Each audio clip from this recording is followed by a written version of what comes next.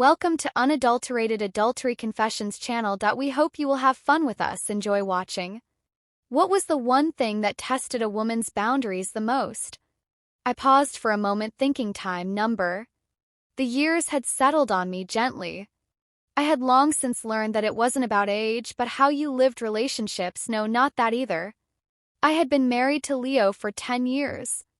We were in sync, no problems, at least no big ones, but some things you couldn't quite name. Things you refused to acknowledge still lingered, and for a while now something nameless had been stirring inside me. Olivia Ree's son from his first marriage. From the very beginning, the word step had always felt too sharp, too distant. I hadn't raised him, but he had been in my life for years, and now he was 23, successful, charismatic, handsome yet still reserved, introverted, always holding back, and that distance, that invisible wall between us was what unsettled me the most. That one step he always kept between us, like he was waiting, but for what he didn't even know, and that was what made it dangerous. That was why I had always made sure we were never alone for too long. If Leo was with us, everything stayed in balance. The lines were clear, everything was safe. The Chicago business trip had been planned perfectly. Leo was supposed to come as always, but this morning as we sat around the breakfast table, he paused mid-sentence while talking about his project. "I won't make it, you three go ahead without me." 1 second what he had to be joking, but no, he took a sip of his coffee. His decision already made. Olivia's eyes traced the lines on his plate. "I don't have to go either." Dad Ree shook his head. "No, it's important that you go with Callie. You need the experience, being around her will teach you a lot." As I listened to how innocently Leo spoke, I was feeling something entirely different. A small knot tightened in my stomach. For a brief moment, my eyes flickered to Olivia. He was already looking at me, and in that moment, those eyes. It only lasted a few seconds, but in those few seconds what I felt was exactly what I'd been trying to avoid.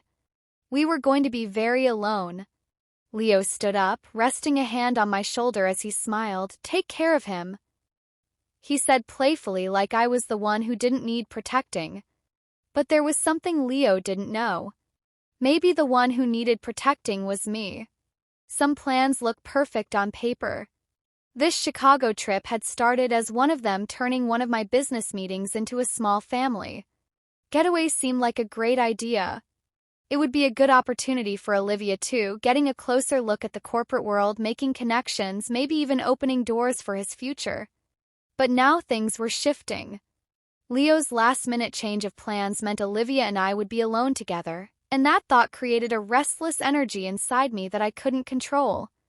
Later that evening, Olivia and I were alone. We were going over plans for the Chicago trip, but somewhere along the way the conversation started to shift. I was giving him advice about the kind of people he would meet, how he should navigate his path in the business world.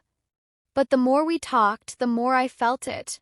Something was different, and I wasn't sure if it was just him or if it was me too. But his eyes were on me, not just listening, watching, and every time our gazes met, that familiar weight settled in my stomach. Was it Leo who was supposed to draw the lines? This time I had to be the one to do it. But deep down I knew I couldn't. What if things got out of control? Just because Leo wasn't around? I needed to push the thought away. This is the first time you're hearing confessions like this. Support us by joining the channel, subscribing, and turning on notifications before we continue. You're going to wish this story never ends. The morning of our flight, the sky was overcast at the airport. We sat side by side. Olivia was fidgeting with his knees, rubbing his hands together, silent, withdrawn. But this time it wasn't the usual silence. Even if we weren't saying it out loud, something between us had already begun to take shape. On the plane we settled into our seats. He had the window. I was next to him. First it was just small talk, business projects, the weather in Chicago. But then his voice dropped into something softer. "Honestly, it's probably a good thing. My dad didn't come." I turned to him. His eyes met mine just for a second. Why, I asked, my throat suddenly dry. Olivia shrugged a slow, knowing smile. Pulling at his lips because you're different when he's around, like you're avoiding something, my breath faltered. What did he mean, was I? But the scarier part wasn't the question itself. It was the fact that Olivia had noticed. By the time we arrived in Chicago, the sun had already set at the hotel lobby. We checked the reservation my company had arranged. The receptionist smiled as she handed over 3 key cards. Your family suite is ready. Ms. Callie. I frowned. Family suite. The woman nodded. Yes, a spacious suite with 3 beds. As far as I know, no extra room was booked. 1 second, what I had assumed. Company had booked 3 separate rooms for us. But now we were sharing the same suite. Olivia stepped closer beside me. It's fine, he said. His voice was so calm, so composed, but it tied a knot deep in my stomach. Was it really fine? When we entered the suite, everything felt too luxurious. The floor-to-ceiling windows spread Chicago's city lights across the room, casting a quiet yet charged atmosphere. There were 3 beds, but somehow something still felt off. Olivia shrugged off his jacket and draped it over a chair. I stood by the window, staring at the skyline. Are you tired? He asked from behind me. I closed my eyes for a second. Why did such a simple question make my C****** T feel tight? I turned to look at him. His eyes were soft, too deep, too dangerous a little. Ta sat on his bed, stretching his wrists. I know this is a work trip, but we can take some time to enjoy ourselves too. Right, he smirked. And in that moment I knew everything I had felt before coming here was right. Some things lost their boundaries when Ree wasn't around, and this time there was no one to keep those boundaries in place. Olivia quickly recovered, leaning back with a small grin. I meant the hotel bar. I need to unwind a little. I let out a breath. Tension in me was unnecessary, something I had created myself. Maybe he was right. It wouldn't hurt to relax a little. I smiled. Yeah, let's have some fun. The hotel bar was surprisingly stylish, dim lighting, soft jazz playing in the background, a luxurious atmosphere that blended perfectly into the Chicago night. A few drinks in, I started to feel the weight lift off my shoulders. We talked, we laughed, and I realized I hadn't felt this free. In a long time, Olivia looked the same, relaxed, lighter. The drinks slowly stripped away his usual shyness. His eyes lingered on me longer. Our conversations felt deeper, charged with something I couldn't name. I tried to stay cautious, but something inside me trembled.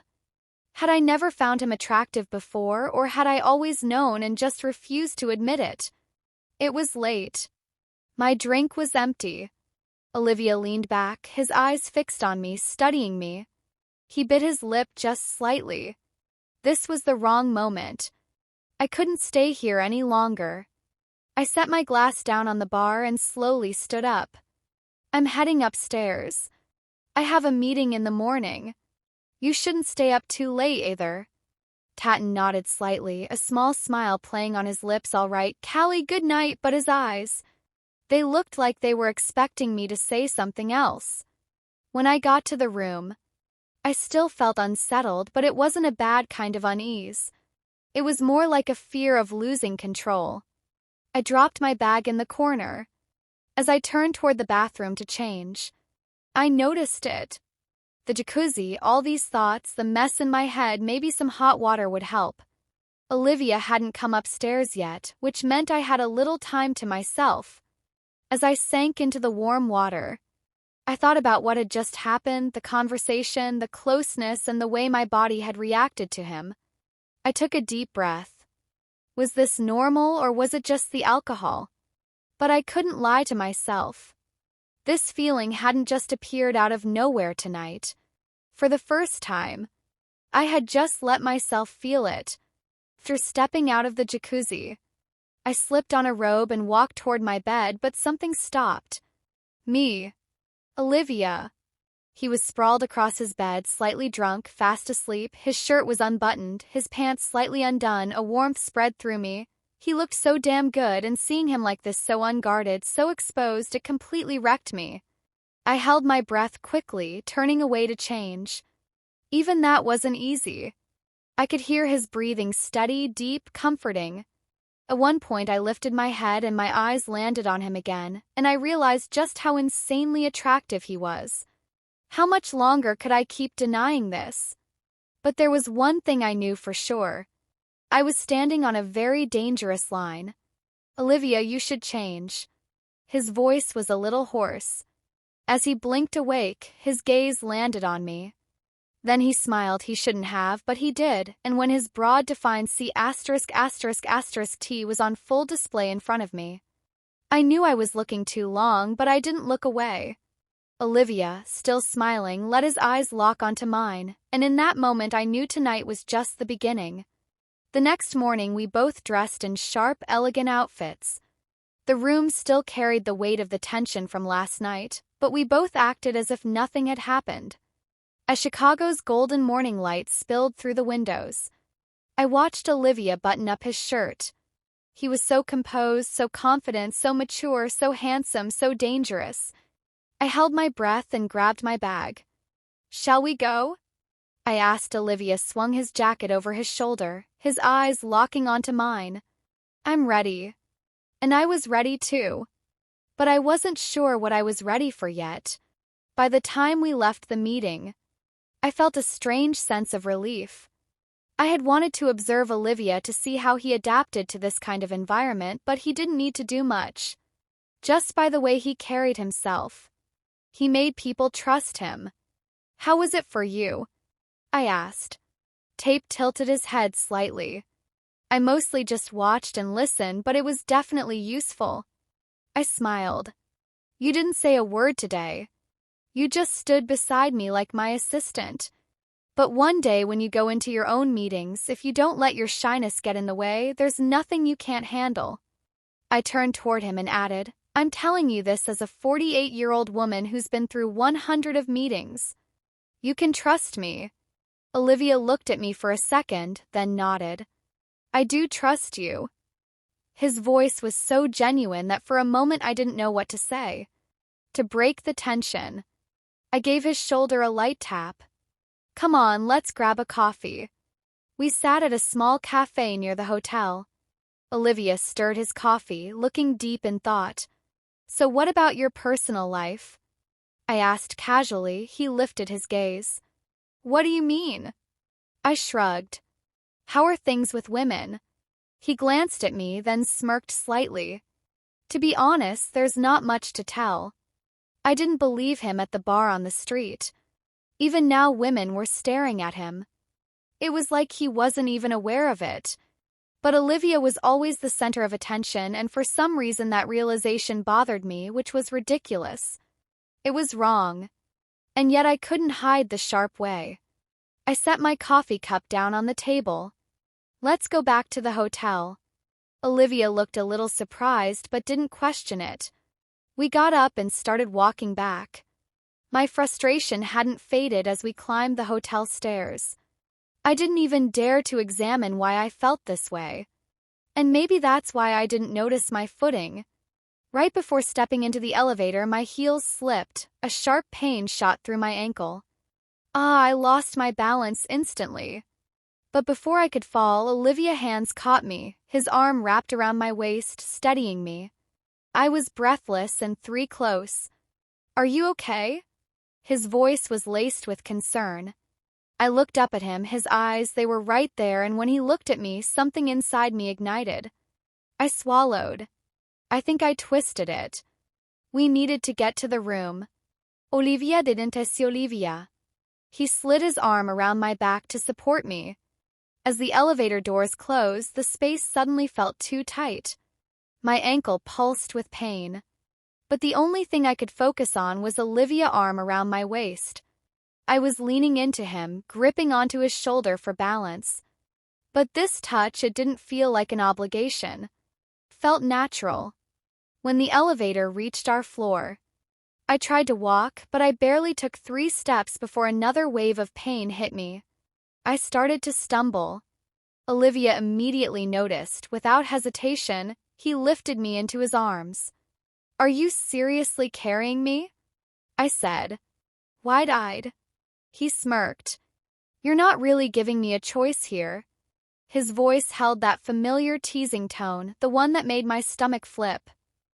He adjusted his grip, securing me against his C*******T,